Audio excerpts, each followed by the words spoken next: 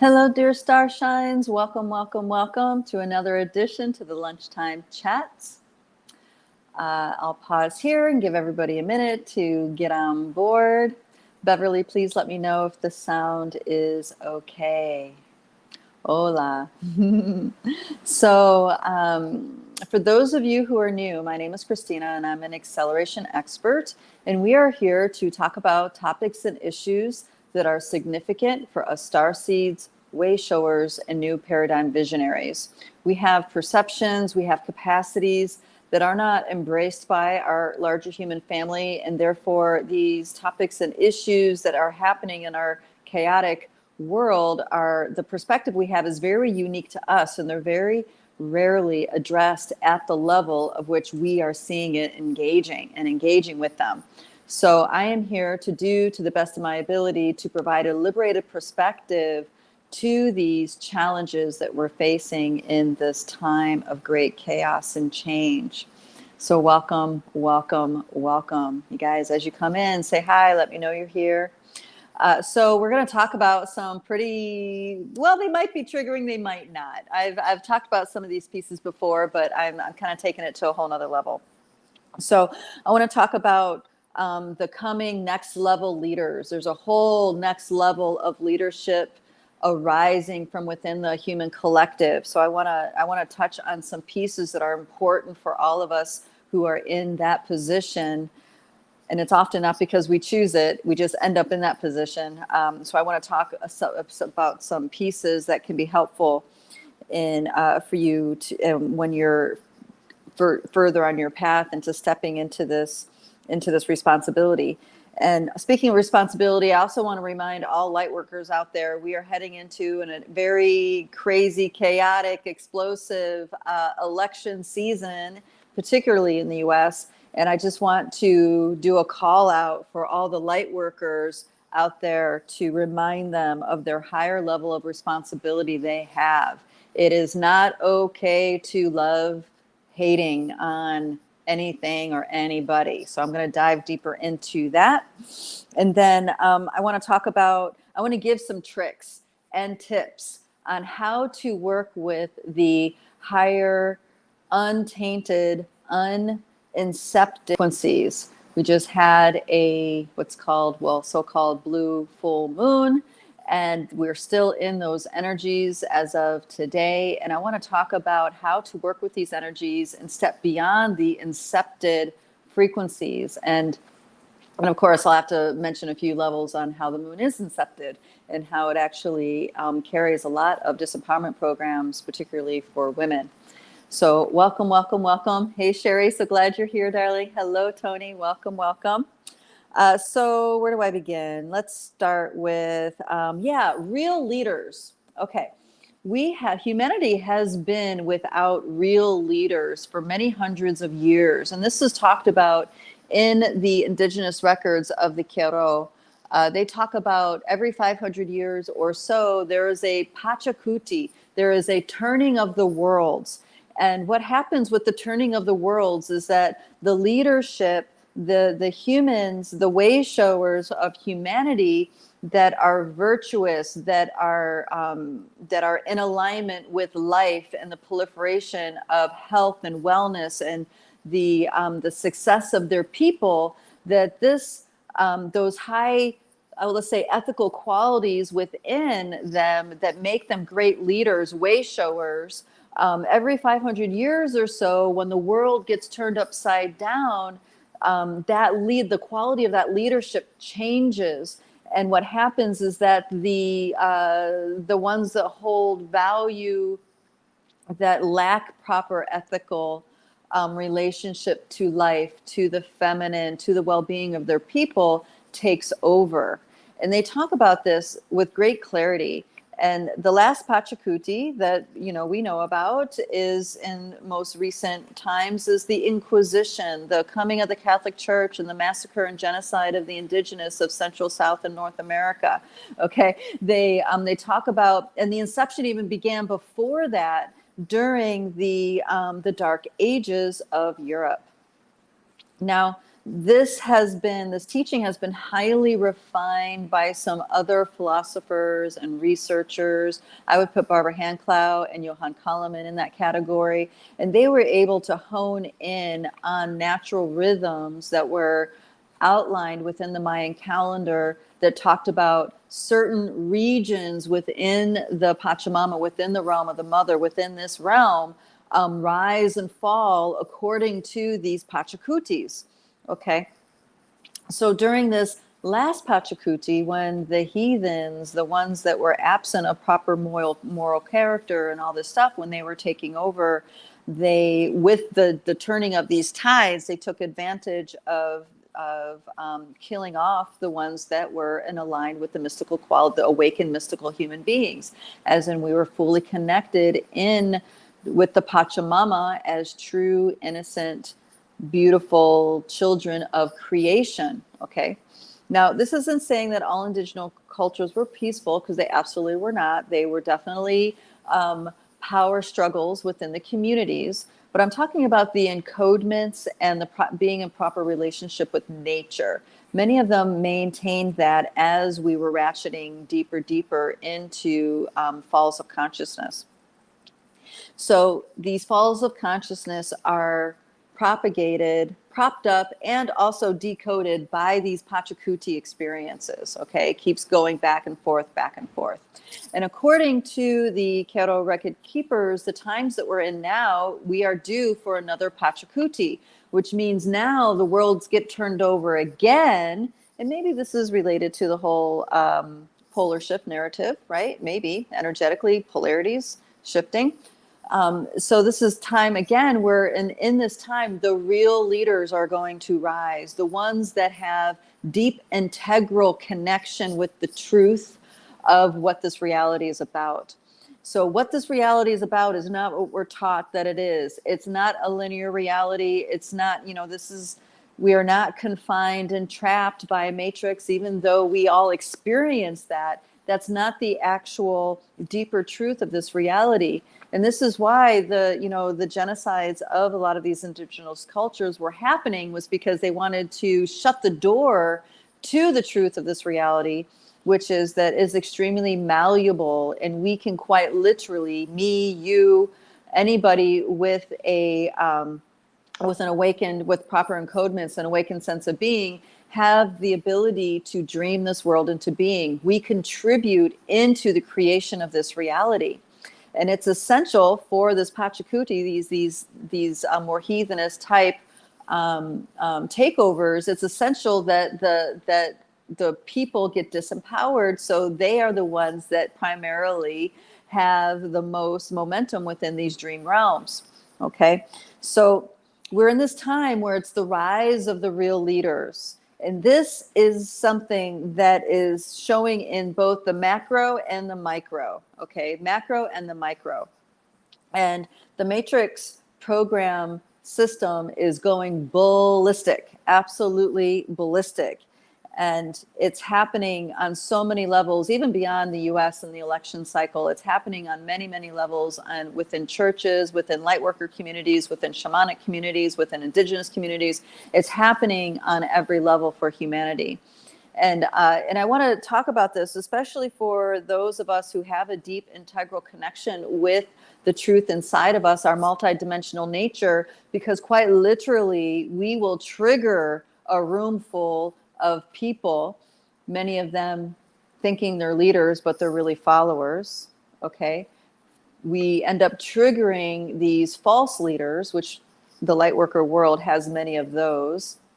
And that was revealed within the COVID crisis, right? The La Cucaracha revealed a lot of who the false leaders are, and the sellout leaders, right? So there is a reveal that has been birthing forward on what a real leader looks like.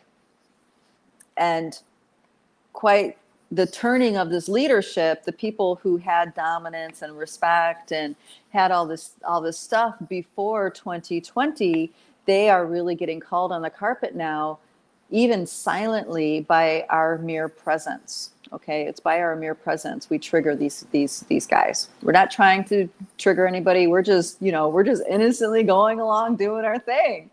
And many of us are getting put into that wayshowership leadership position, not because we are choosing it, but it's because we have this energy signature somehow is exactly what's being called forward by the spirit and the hearts of others in our community. Okay. Now, I talked last week about, or was it the week before? I think it was last week, about sacred leadership and what it looks like. And it's actually not designated by the person who's in the leadership position.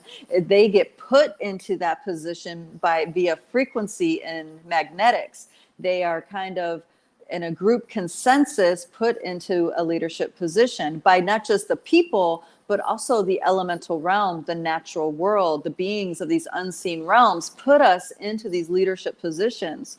And many of us get put in that position kicking and screaming. I know this from my own personal experience. I definitely did not I really denied it for a very long time. And the more I denied it, the more out of whack I became. And then once I finally started saying yes to it, I was put into one terrifying a situation after another. And I really did not like the process at all.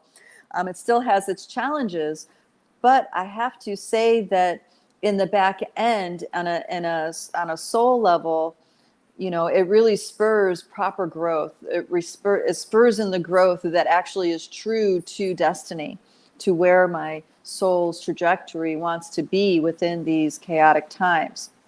So there is a level of payoff with it. But it's not ego driver satisfaction. If anything, our ego drivers get pushed to the brink, and we have to die many times within ourselves, let go of lots of things that we thought who we were in order to step into the frequencies that are being called forward by our community. Okay. Hello, dears. Hello, darling. So,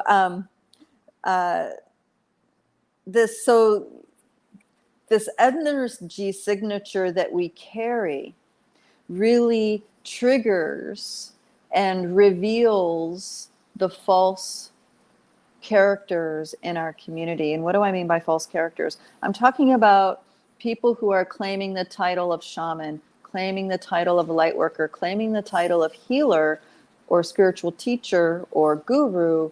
They're claiming those titles, but they're not actually using the wisdom. They're not actually using the tools to crack their ego driver open. Instead, they're using it to validate their ego driver and who they think they are. And this comes from a posting that was in our Rise of the Multidimensional Human group that, a woman was calling out light workers to speak. You need to speak your truth, not be silent. And this is true. We definitely need to speak our truth. But what's going to happen, and this is part of what the subconscious resistance to speaking our truth, is that it's going to ring, it's going to resonate unexpectedly, very deeply with people, and that's going to reveal via frequency, via intuitive senses to the empaths and light workers in the room who the false characters are. Okay? Those false characters will become extremely threatened by our presence. And in that, they're going to want, there's a jealousy or a competitiveness. They're going to want to make us small. But this is where we need to really hold the line within ourselves and just come into right relationship with that and just say, hey, I'm speaking my truth and how I feel it and how I view it. If I don't have the right to have a different opinion than you, then maybe this is not the proper community, right? And you don't have to say for who, just that maybe this isn't the proper community. Maybe it's not okay to have an opinion different than yours. There's a lot of wonderful coaching within, I don't know if you guys watch YouTube. I do. I watch YouTube. And it's interesting, the universe, the intuitive parts of me pull up these videos and start playing them without me hitting play. And when that starts happening, I realize there's an important thing for me to watch, to pay attention to. And one of the things that came forward was this video by, and I posted this also somewhere on social media, of a young Appalachian by the name of Chris Oliver. singing a song called Rich Men North of Richmond. And this is just, we could call him a hillbilly, just some hillbilly that loved to play and procrastinated and sung his heart out. And it resonated with people all over the world. It wasn't even just the US, it was all over the world. And what he did, and this is about that wayshowership, what he did was bring something so true, so raw, so real forward, so simple, just him and his guitar, so simple, and it created a momentum. It like cracked the programming within the matrix, within the collective field. So this is how, and everybody resonated. Everybody who is a working class person that's gone through what he's gone through. And this is not just the US, this is all through Europe, through India, through, Pakistan. There's countries in Africa. I mean, gosh, I saw commentary from all over the world, all different cultures, listening to the song and getting touched to the point of tears. So it's like he cracked the polarity. He cracked the polarity, and that he didn't intend for it to happen, but that catapulted him into a leadership position as a wayshower. Okay, he is showing the way, not because he thinks he's all that. He's showing the way with his truth. He's showing the way with his heart, with his vulnerability. And this is how us light workers, that's the kind of responsibility we're given.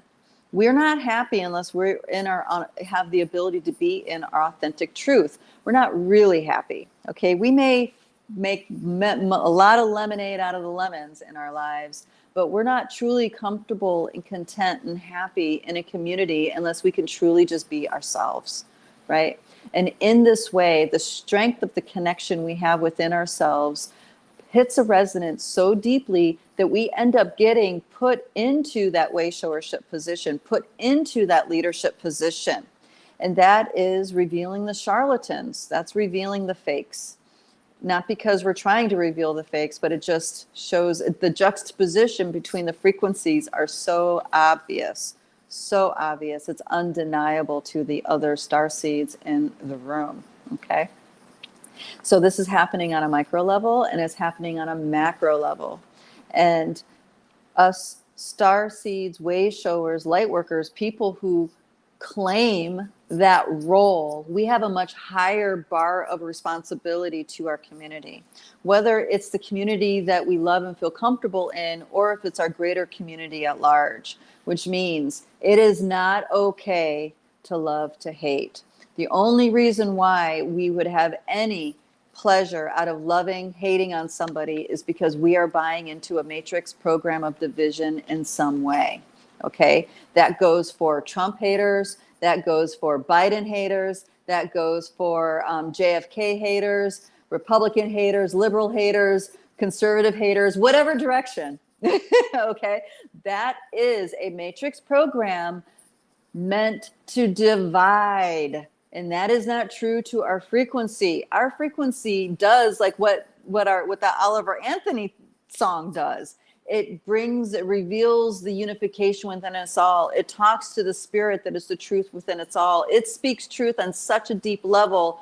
All of us, regardless of culture, regardless of race, creed, color, political affiliation, we all feel the truth of it in our hearts. That is what light workers are meant to do. That's what us starseeds are meant to do. This is how we are meant to impact. We unify it within ourselves, we unify it within our macro community, and then the larger community the community at large. I'm sorry, I'm saying that backwards. Okay, so I'm challenging all of you to really step up and step out of the love to hate game. Get the heck out of these programs. They are wasting your life force energy in a direction that just feeds more of the problem, feeds more of the program. There's a dear brother, and another reason why this came forward was because I have a dear brother Starshine. I'm not sure how I'm connected to him, but I'm told that he's a gifted psychic intuitive healer, and he is one of the most hateful, liberal leaning people I have ever seen on my wall. I mean, one of the biggest haters on my wall, one of the only haters on my wall. And I just keep calling it out over and over and over again, because it's not okay. It's not okay. The bar has been raised, y'all. It's not okay. Do the work that you need to do inside to unplug from these matrix programs, because it's not okay to claim ignorance. Well, now that you hear this out loud in front of you, you can't claim ignorance anymore. You have to step up. Your spirit, your purpose for even being here in a body, is your destiny is calling you forward. As you step up, your frequency is going to keep ratcheting. And I don't mean in a lofty above the human way. I'm talking about a very integrated way, in a DNA activating way, in a transformative way. You're just going to start embodying and wielding more power, more strength inside of yourself. And that is what we're here for. These times are for us. The real, authentic truth within us is what transforms things. And that's what we're being called to do. So I'm not saying speak truth and be combative, though that might happen on accident or inadvertently. I'm saying speak the truth and don't apologize for it, and just paint the picture. This is why I'm here, guys. This is why I'm at this dinner. This is why I'm at this meditation. This is why I'm at this workshop. This is why I'm standing here in this family. You see what I mean? It's like you can really like sink in to your purpose is bigger than the matrix lies. And that gives you great strength.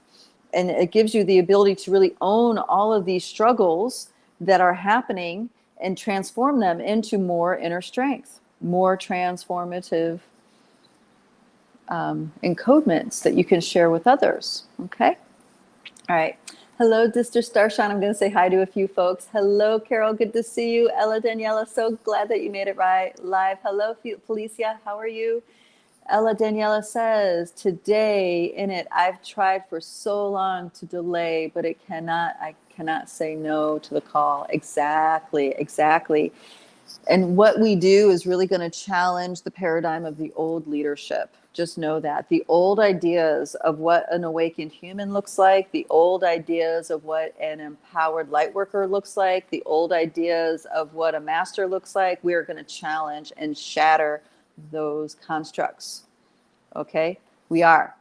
I'm not going to say we're going to. I'm saying we are. We are doing that right here, right now. I'm doing that. The people in the academy are doing that. All you guys are drawn to listen to me talk about this crazy stuff that I talk about. You're doing that. You're being called. And you're not going to be happy until you answer that call. It's going to be terrifying. It's going to hurt your ego in a lot of ways. But on a deep soul level, you're going to be more satisfied than ever because you've answered the call.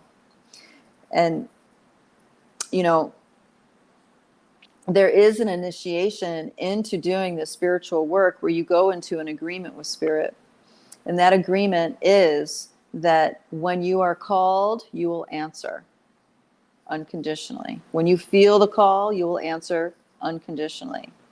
And the other side of that is that when you call on spirit, when you call on help, when you call on your entourage, when you call on guidance, you will be answered absolutely. Okay? So remember this. This is a transmission that is for all starseeds, all light workers, all wayshowers, all visionaries. This is a transmission for you all. It emanates from nature. It emanates from the high mountains. It emanates from the stone people. All you need to do is sit and meditate and focus your intent. And this transmission, if it hasn't already happened, will take place. And you'll know it deep in your being. And you'll be able to allow yourself to be supported by that deeper truth, that agreement that you've made by receiving those transmissions. There's now you are now an allied force with the natural world. You're now an allied force with nature, with the elemental realm, with the Pachamama, when you go into these kinds of agreements. These aren't enslavement agreements. These are empowerment agreements.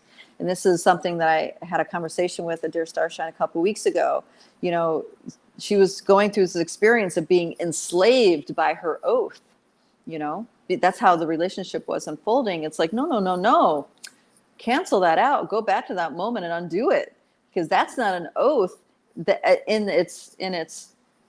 in purpose, in the original intent, O's were originally intended to be a supportive force. So unconditionally you are supported, you are shown, you are guided.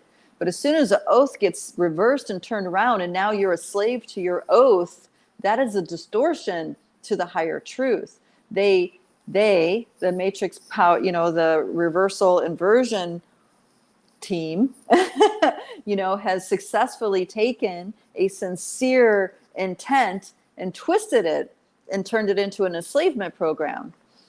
And once you realize that, once you see that, you can absolutely undo it. Absolutely undo it. But you need to be willing to do that. You need to be willing to stand in your truth and go against the authoritative voice that claims they have that authority over you because of that oath. We're in dark forces right now, alchemizing down dark forces right now in light body. And, when I get in the face of authority figures, I get really snarky. I do. And I don't apologize for that. And there's a reason why I do that. There's a very, very important reason why I do that, is that I will not bow down to forces that think they can command my divine feminine life force energy in any way, shape, or form. Okay? I will not. And there's no records in my Akasha that tell me I have to do that, right? There's nothing in my subconscious that's saying I must submit to this. I have the power of the mountains. I have the power of 50,000 years of grandmothers, of star family, you know what I mean? Entrusted within me to do as I see fit. Okay, I have this, you can have this. This is available for all of us with a womb space, right? We are reclaiming our power as divine feminine forces. And in the past, it's always been with a caveat, with a bridle, with a saddle. But no. The mountains, the volcanoes are now calling. They are asking for us to rise in a wild, undomesticatable form of our feminine force. That is a calling. Okay, I don't know about you, but I feel that calling and I'm answering it. Absolutely. I would not feel right inside of me without answering it. Okay, so this is part of that Pachacuti, part of the turning of the worlds and the rise of real leadership, real wayshowership. Okay, I'm talking about with integrity. No longer the emperor with the false clothes, the one with the invisible clothes. This is the real integral truth rising inside of us. And we are peeling away the layers, the blind spots, the false beliefs, the ego driver constructs that are in the way of the expression, of the action, of the discernment of this wild, undomesticatable feminine force. Men have a place in being in proper relationship with this too, because the wild, undomesticated, the feminine force is not just all about the feminine and screw everybody else. No. This is about proliferating all life. This is about working on the behalf of our harmonious existence within all life. Mother Nature reflects that to us. That is the wild, undomesticatable force. The wild spirit within us, the one that does not subjugate itself to these matrix manipulations, reversals, inversions, but proliferates and grows within harmonic resonance of this natural force. Okay? And that's bringing me to this next point about how to harness the natural, the wild, untainted, uninverted versions of the moon energies. This is so important. But first, I got to paint the picture on how they're incepting it in the first place for those of you who are new to this kind of conversation. Let me pause, and I'm going to check in with Ella. She says, I do feel way different since I've started following my intuition and call and give time to integrate. It's definitely more powerful and profound. Yes. The Matrix gives us ideas of what a successful human looks like, and they are all lies. They're not the truth. It's not the truth. All of the ideas of what we're told a successful human looks like is a human properly saddled and bridled, dedicating their life force energy into more Matrix programming. Okay, so let that truth sink in, and give yourself permission to be outside the norm, to be outside of what is considered matrix measure of success, matrix measure of happiness. And really, a lot of these elite, wealthy, like power coaches and real estate advisors and all this stuff, they do reflect this back to us. Tony Robbins, great example, you know, he's reached success many times over. Actually, he's made millions and lost millions many times over. But what he ends up at the end of the day, you know, the message he reflects back to us is that all the riches, all the gold means nothing if you're hollow in your own character. You can't enjoy it. There's nothing to enjoy. And, you know, and this is where he went on that campaign to reach out to affluent leaders and say, listen, dude, the reason why you're miserable is because you're not serving humanity. What can you be doing to serve humanity? That's where you're going to find your happiness, you know? So if anything, they've really modeled that archetype very truthfully to us and clearly. So let's talk time. Let's talk time. Let's talk rhythms. The grandmothers of the star lineages and the ancient indigenous lineages of this realm have been coming forward very strongly. And I've even had some people come into some private client work that are really powerfully connected in with these grandmothers. And, you know, they teach about the drum and they teach about music. And you would think that, you know, the drum and the music, that's simple. Like, what's the real stuff that's going to help humanity, right? But their message is that it's the rhythms and it's the music that is going to save humanity. It is the rhythms and the music that is going to reconnect, is what reconnects humanity with the truth of who we are, with the cosmic forces, with the heart and mind of the Pachamama. It is all in the rhythms, okay?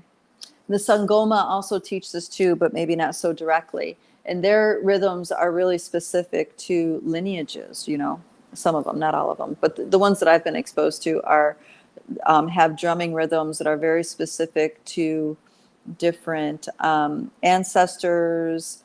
In Santeria, in the voodoo, it's the orishas. You know, these unseen forces have taught humanity that there are drum beats, particular kinds of rhythms that connect us into very deep mysteries within ourselves, okay? And there's a very powerful lineage of grandmothers that are coming out right now and working with the collective of humanity.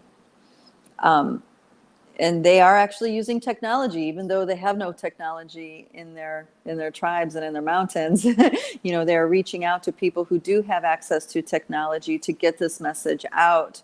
So I'm saying this so we can maybe feel a little bit better about using technology. I think that because that's also been kind of part of the conversation. A lot of people think technology is evil and robs humanity of their humanity, right?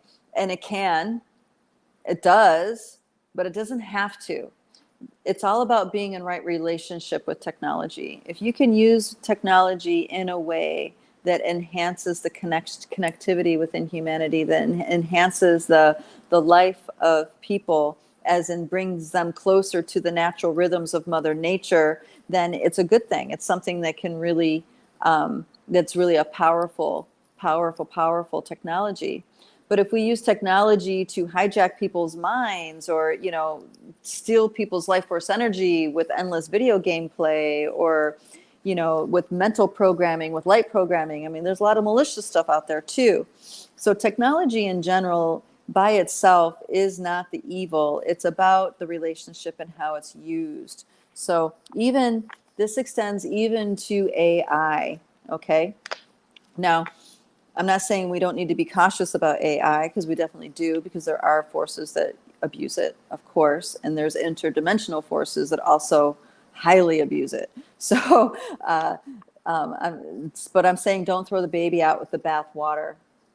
And one of the ways that we can maintain our sovereignty, maintain our power, our personal strength, is to cultivate strong rhythms. When we are strong in our rhythms, then AI technology interaction has minimal impact on our well-being. Okay, it's a minimal impact when our rhythms are strong. Okay, but the fact is, we need to really look at how all of the different rhythms of our lives are incepted with false rhythms, rhythms that are off kilter.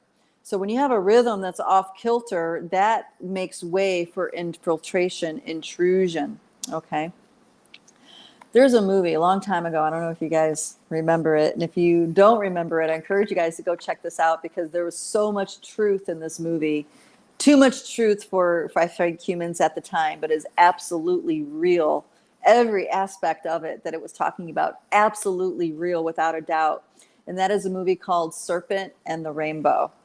Okay, Serpent and the Rainbow. You might even find it free somewhere online. It's an old movie. It's in a movie about shaman. Well, all right, I really can't give it away without giving you the movie, but there's a lot of shamanic jungle medicine and voodoo abuse, and lots of power over dynamics, including the pharmaceutical industry and their role. A lot of power over dynamics where a lot of these systems are abused. But there is a particular scene, and this is a voodoo tourism, so to speak. It's a restaurant where where voodoo is practiced. And you guys, voodoo is not all bad. It's given a bad rap because it is powerful and it can be abused like anything else. But in its essence, voodoo was meant to heal the spirit of the people, heal people, to serve the well-being of the community. That's the original essence of the practice of voodoo and Santeria and Sangoma. I mean, all these practices, that's how it was meant. It absolutely can be abused and has been abused, and this movie will show you how it's been abused. But this particular scene, they work with drumbeats to invoke beings of the unseen realms called orishas. Okay, and these spirits have their favorite dancers, have their favorite beings that they use as a vehicle, so to speak. And this is something that really scares light workers that don't really understand the magic of rhythms, that don't really understand the collective field and really believe that we're individuals, So this triggers a lot of belief systems. So if you want to check on, as a light worker, want to check on the level of your belief systems, watch that movie. It's going to really trigger stuff. But anyway, the dark priest came in. He's an authority figure within the military police. He comes into the scene, sits down for the dinner during this ceremony when the rhythms were invoking this particular orisha and was having an interaction with one of the dancers. And what he started doing is that he just took his fork, this is my pen, but he took his fork and started tapping out an upbeat rhythm to the downbeat rhythm that was invoking the spirit and create total chaos in the ceremony by simply tapping the side of his glass. So that scene right there, a lot of people don't realize that is showing the power of rhythms, how powerful rhythms are, heard and unheard, drum beats, but also rhythms that we live by. Okay, so we have rhythms within our bodies. We have sound waves in our lives. We have music, right? We have music on the radio. We have live music. We have, all these rhythms within rhythms within rhythms within rhythms is the fabric of this reality on an interdimensional level, okay? And I talk about this in the multidimensional stuff work all the time. So rhythms, frequency, a lot of sound healers have discovered this. A lot of medbed technologies have discovered this and are utilizing the rhythms to heal. And of course, these rhythms can also be used to hypnotize, to mesmerize, to mind control, to throw people off their game, okay? And that is how a lot of the inception with the moon frequencies has come in and infected the subconscious of humanity. What am I talking about? I know, what am I talking about with the moon? You guys, if you're new to the inception idea of the moons, I'm going to paint a little picture for you, okay? So there's a story within Cherokee record that talk about, and this is also Sasquatch records too, they collaborate the story, that there was a time before the moon. And before the moon was here, before the moon was brought in, which was brought in as a ship by a Palladian, what we call goddess, by the name of Diana. You guys may recognize that name. The women's cycles, their menstruation cycles, were according to the rhythms of the sun. And the sun was female, was not considered grandfather's son. It was grandmother's son. The sun was female. The skies were of the opposite polarity. And women menstruated, they cycled with the rhythms of grandmother sun. And they would cycle once each season. Okay? And they would have the opportunity to dream forward a soul into being, as in a being in proper harmony with the consciousness, with the sacred consciousness of the Pachamama. Once a season, if they wanted to, they would dream that soul into being and bring it forward through the stargate in their womb space and bring that being to maturation and give birth. And then, for several reasons, Diana brought the moon. And when the moon was brought into this reality, the plane of the Pachamama, the dream of the mother, women began to cycle monthly, or what we call monthly. They would start to cycle with the moons, with the full moons. And that changed the dynamics of the feminine force in really dramatic ways. Because it takes a lot of energy to bleed. It takes the body a lot of energy. It made women fluctuate even more in their frequency. So before, when they were cycling with the sun, their frequency would fluctuate. It would be a rhythm like this, right, with the seasons. But then once the moon came in, they would fluctuate like this with the moon cycles. Okay, so they began fluctuating. To stabilize this fluctuation, what they would have moon ceremonies. And these moon ceremonies were not to channel the moon energy into their bidding. Their moon ceremonies were to use their will, their life force energy, to override the frequencies of the moon, to reclaim the waters of their body, to reclaim their sovereignty of their domain. Okay, this was the relationship they cultivated with the moon. Now, these records are from like 50,000 years ago, right? So very, very different to the kind of the relationship we have now as women, as cultures, as different mystery schools. So that was how it was. And then false rhythms slowly incepted their way into the consciousness of humanity. And these false systems were rhythms that were just a little bit off the natural rhythms of the Pachamama, of the seasons, of nature.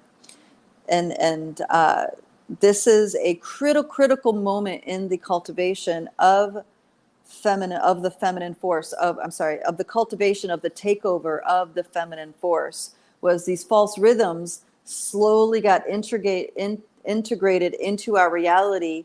And those false rhythms allowed inceptions into our reality. And one of those major false rhythms is time, the way we keep time. Now, there were lots of calendars, and there still are lots of calendars. There's many people here in Central and South America go off of the Mayan calendar. I mean, the world operates off of the Gregorian calendar because everybody had to agree. And of course, the force that made everybody agree was a Christian calendar, right? For whatever reason. But the Chinese have their own way of keeping time. I know that the Hebrew Orthodox they maintain their ancient calendar. We have There's other calendars that are kept. The Orthodox also keep a lunar calendar. So there are cultures that keep their traditional calendar, but the Gregorian calendar overall is the one that's used worldwide. And that is a slightly skewed rhythm that the entire world lives off of. The entire world. And that skewed rhythm allows for inceptions into these rhythms to further hijack things in the subconscious. And this is how the moon frequencies got hijacked, because we started keeping time and keeping track of the moon in this skewed rhythm, okay? Rather than the cycles going right along with the moon as it would cycle, we have this skewed rhythm. And there's another skewed rhythm even beyond the Gregorian calendar, and that is Western astrology. That is also skewed. I don't know if you guys know this, but Western astrology alignments are all calculated. They're not the literal alignments of the sky. They're all calculated, okay? And that doesn't say that it's completely without merit. It is, because there's a matrix of reality overlaid on this reality that's informing humans, and therefore there's it's a way into the outer nesting dolls of the false constructs. So in that way, Western astrology is really useful. But even before that, we had Vedic astrology, and that is the actual alignment of the stars in relationship to the earth. Okay, so that's another nesting doll. So these rhythms of living, there's many, many layers to this. Many, many layers. This timepiece is just one of thousands of layers. And this is how a lot of what people call moon chains, J seals, infiltrations and programs put on the womb space, infiltrations and programs put on the throat, silencing silent, or what they call them, gag orders, all this stuff that is propagated by held in place and propagated by the frequencies of the moon. So like everything else, the highest purpose, the pure intent of having the moon here gets hijacked. And how it gets hijacked is by these synthetic rhythms. Okay. So tying this into the blue moon we just had. According to the synthetic rhythms, yes, this was a blue moon. A blue moon means it's 2 full moons within 1 month. Okay? You guys see where I'm going with this, maybe? All right. Some of you do. I can totally feel it. It's funny. I feel the listeners, both present and future. I feel responses within my solar plexus. And this is a big reveal. This is really going to crack some things open. And I mean to do this in a good way, in a way that liberates you from worrying about this inception. Maybe you didn't know about the inception. So in case that's, a one layer. But those of you that know about this inception, but maybe aren't sure on how to work beyond it, transcend it, that's really who I intend this message to be for. So the reason why a lot of us are getting thrown off. So these veils let me back up for a second. These veils are lifting. We are aware of who we are on these multidimensional levels, more and more outer nesting dolls, and we're faced with the challenge of integrating this authentic truth so we can walk forward as the wayshowers that we're here to be, all those things. And this moon piece is a really important piece to address, because in order for us to embody our wild, undomesticatable feminine force, we need to liberate our womb space, our cervix, our vagina, our sexual organs, our breasts, our throats. We need to liberate all these systems, all these pieces within our being from these devices interdimensionally that were put in place via these false rhythms. Okay, we need to shake those shackles off energetically so we can truly be in our power without big resistance. Because what happens is that when we step into our power and on these subtle realms, there's these clamps and stuff put into place will meet instant resistance, and it'll end up feeling like a psychic attack. And in a way, in one way it is, but in another way it's not, in the sense that it's showing us that there are things implanted within our interdimensional layers in the way of our true sovereignty and freedom of our feminine force. Okay, so this is why I'm saying these things to you guys, so you guys can really navigate this with grace. Well, sometimes it's not graceful, but it can be. So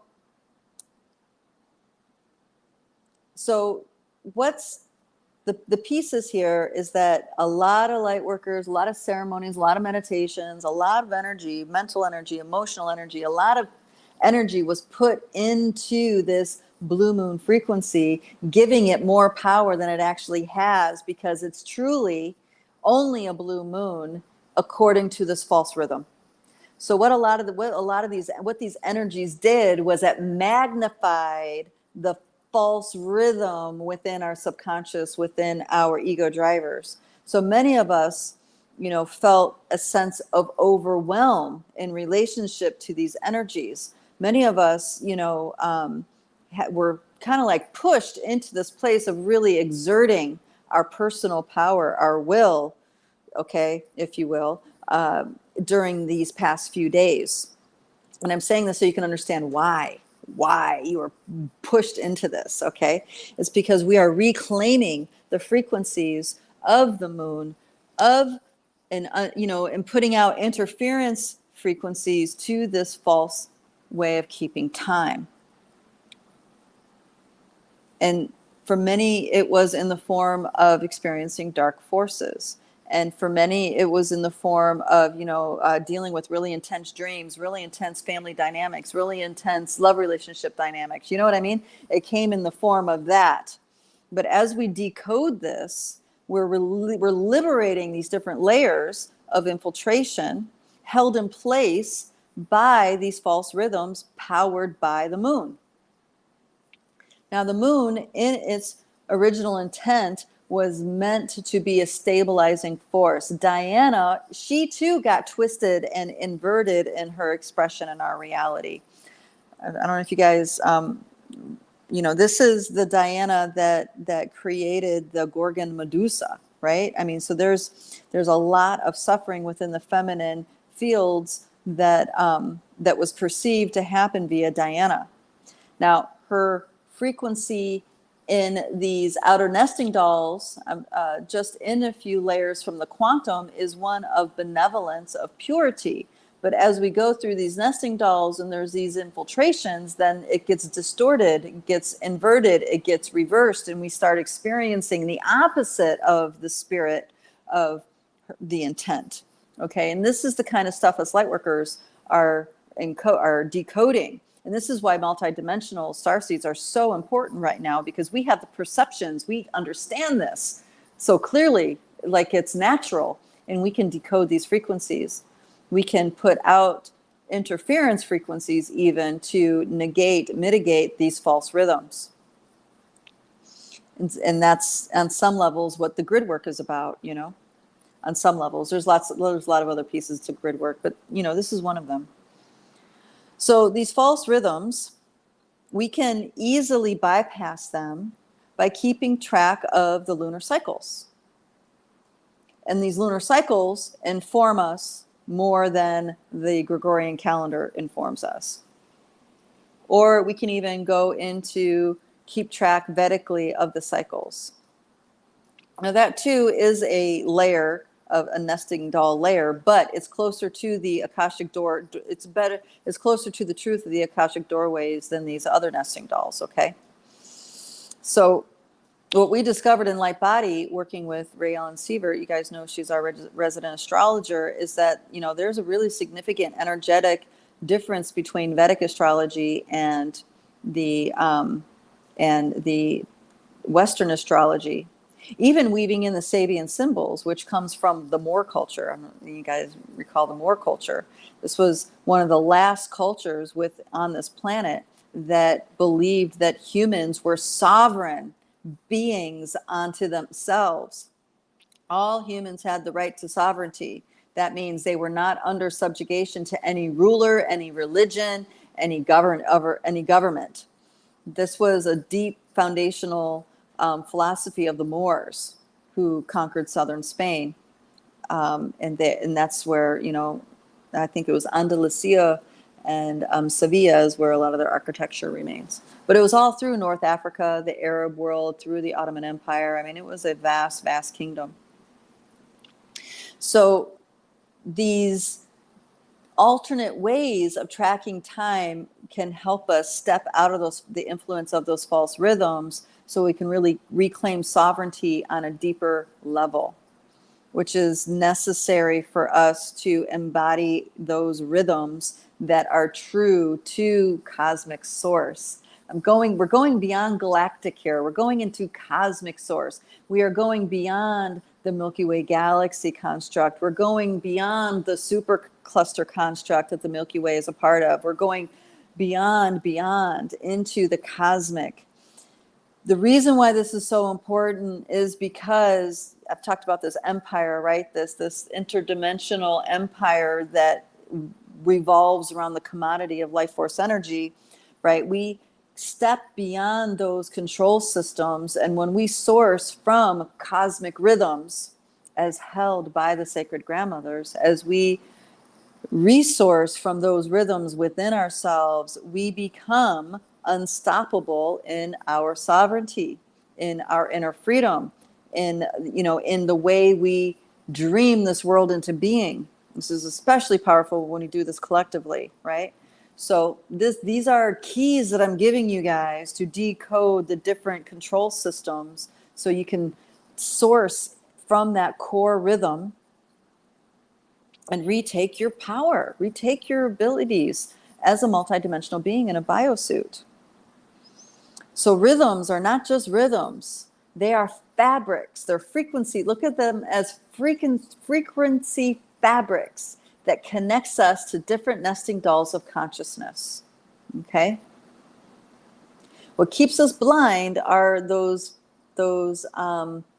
off-kilter rhythms that don't have a harmonic resonance with these outer nesting dolls. If you have rhythms that have a harmonic with these outer nesting dolls, they're powerful rhythms. They're rhythms that can actually, shake your bones and get to, awaken your ancestors and awaken a momentum of life force energy beyond anything, you've ever known.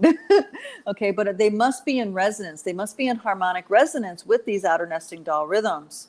These synthetic rhythms are weak. They're powerful in that when we pay attention to them, we give our life force energy into them, then we get lost. That's like a form of mind control. And that's what the whole 432 movement is about, is that, our popular music these days is recorded and played at a rhythm that is off kilter. It's one that stimulates brain activity. It's not a frequency that resonates with the heart. Music is meant to resonate with our heart.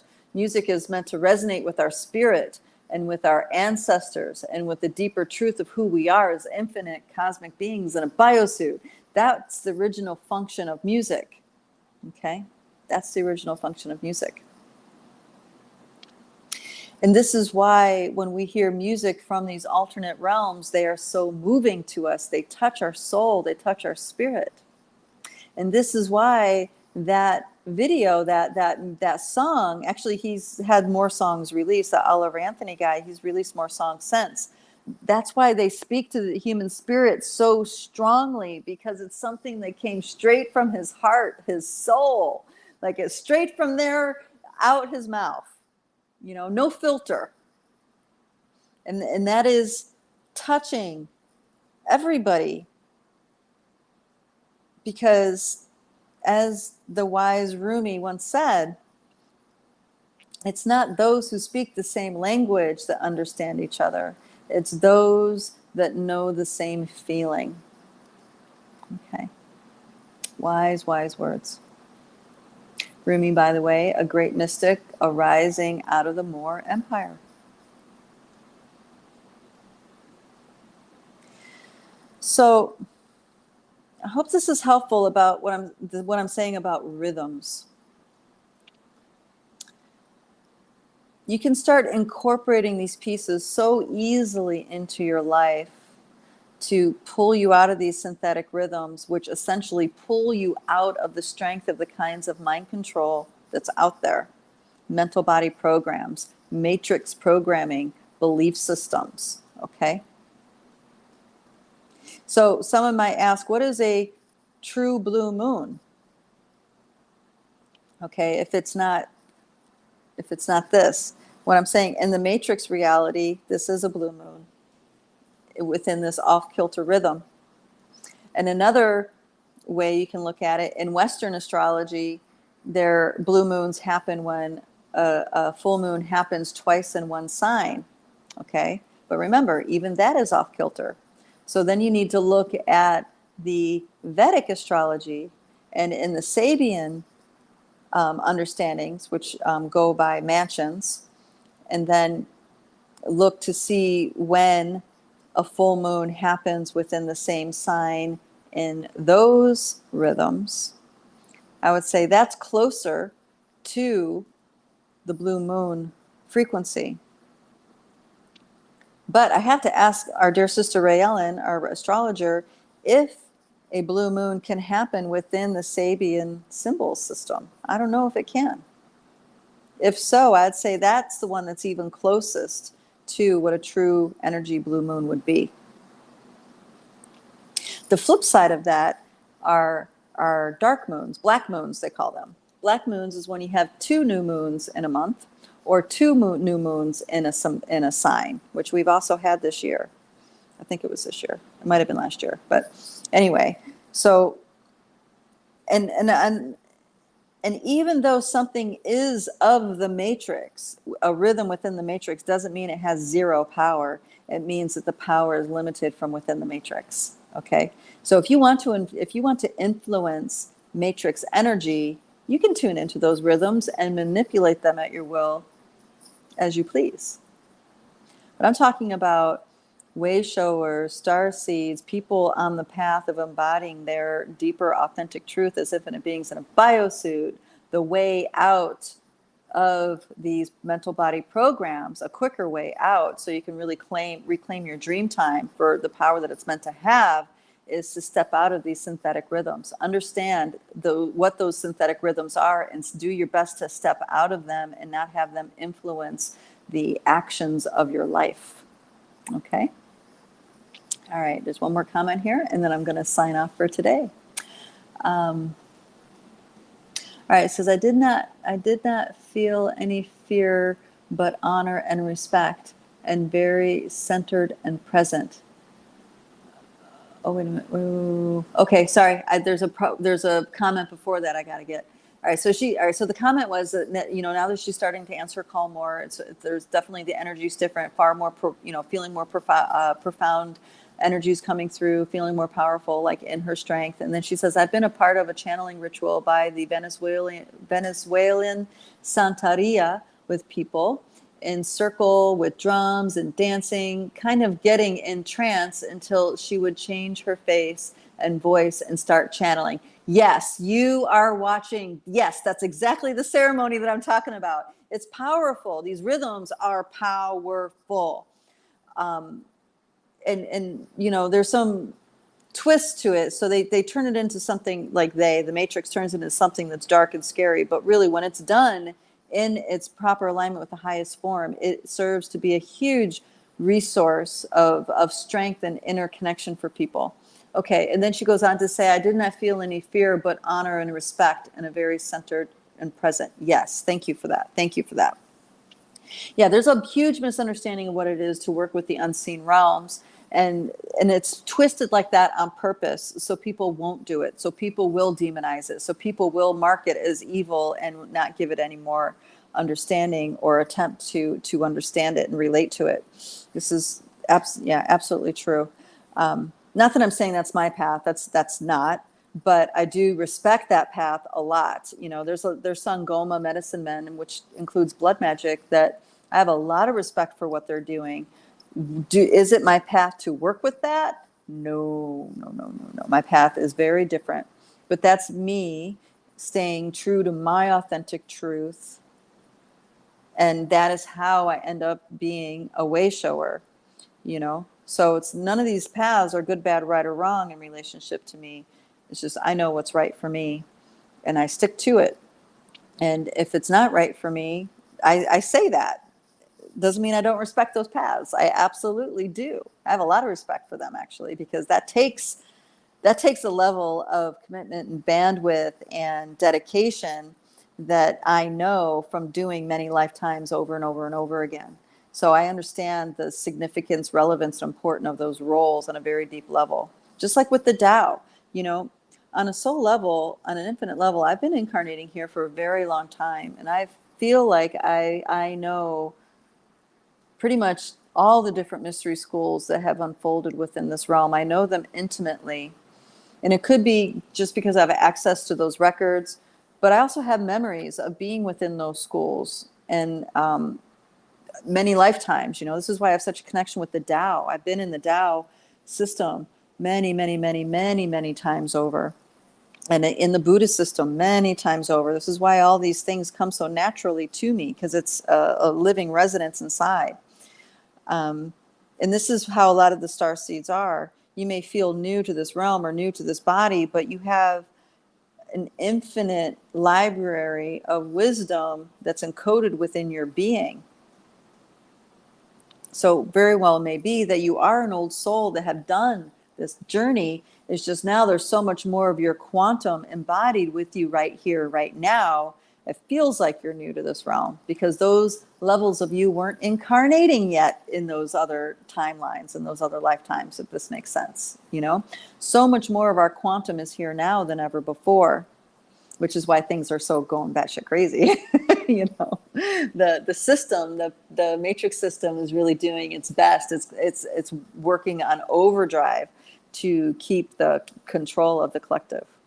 But hopefully this key that I'm getting you about rhythms, that's going to help you bust through in a major way and so realize it's much easier than maybe previously realized. Okay, guys, thank you so much for being a part of this conversation. Please, I encourage you guys to subscribe to this channel and share this video with anybody that you feel like can help from this information. And of course, we have lots of free support events that we offer at Lightbody Academy. I encourage you to get on our mailing list and you'll get invitations to those events. We have group energy clearings. We have planetary encodements where Raylan goes over the astrology. And then we're also going to start up a Sasquatch initiation support group because there's lots of people, starseeds like you guys, that are getting contacted by these beings. And we want to provide a support group for you guys to talk about the experiences and help digest them, because these energies can be pretty intense, especially when they come on fast and strong, which it seems to be happening for a lot of us. So thank you again. I'll see you guys next time. Hope you make it a great week. Bye-bye.